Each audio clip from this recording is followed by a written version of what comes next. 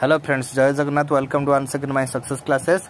वर्तमान आमर vice president को ना आसी जाइए जी चेंज होती ना हूँ सीपी राधाकृष्णन एवं परीक्षा पे मोस्ट इम्पोर्टाट एवं रिसेंटली एग्जाम एवं देखी दिंतु सी आज डेट रे सिंस 10 सेप्टेम्बर 2025 माने आज ही से अपॉइंटमेंट पाइले एवं ये गोटे जिन परीक्षा पे इम्पोर्टाट जोटा से देखीदा स्टाटस रे देखो लिखाई भाइस प्रेसिडेंट होती deputy head of the state एवं चेयरमैन एवं राज्यसभा एवं एक्स ऑफिसर चेयरमैन भी राज्यसभा यहाँ परीक्षा बहुत पड़ी भाइस प्रेसिडेंट को एक्स ऑफिसर चेयरमैन सी यहाँ मन रखी था एवं आंकर मन रखी था भाइस प्रेसिडेंट का सालेरी हूँ केते 4 लाख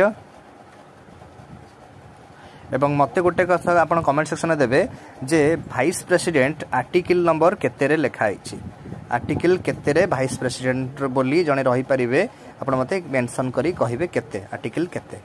थैंक यू। जय जगन्नाथ।